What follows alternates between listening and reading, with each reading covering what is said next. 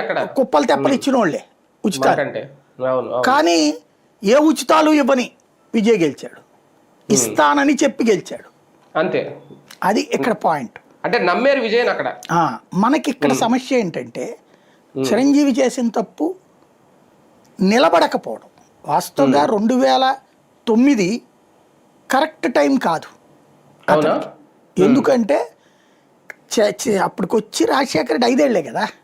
అవును, కాంగ్రెస్ పరిపాలనకు వ్యతిరేకంగా తెలుగుదేశం సుదీర్ఘకాలం పాటు పరిపాలించింది. మధ్యలో ఒక 5 ఏళ్లే లేనిది తెలుగుదేశం. 89, 94 తప్ప మిగతాదంతా కాంగ్రెస్ తెలుగుదేశమే కదా అధికారం ఉంది.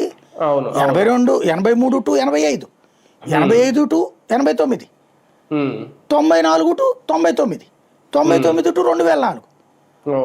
అంటే దాదాపు అక్కడ 10 ఏళ్ళు చంద్రబాబు, ఈయన 7 ఏళ్ళు, ఎవరు మన ఎన్టీఆర్ గారు, ఆయన 7 ఏళ్ళు, ఈయన 9 ఏళ్ళు.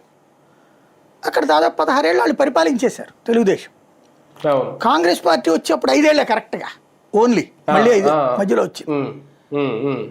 10 సంవత్సరాల తెలుగుదేశం పాలన తర్వాత వచ్చింది కాంగ్రెస్ పార్టీ. 5 ఏళ్లలో ఫీజు రియంబర్స్మెంట్, ఆరోగ్యశ్రీ లాంటి అద్భుతమైన సంక్షేమ పథకం తెచ్చిపెట్టాడు. ఇళ్ళు బోల్డ్ అంతమందికి ఉచితంగా ఇచ్చాడు రాజశేఖర రెడ్డి. కావాలన్నోడికల్లా ఇల్లు ఇచ్చాడు. ఇలాంటి చేసిన టైంలో వచ్చాడు ఈయన.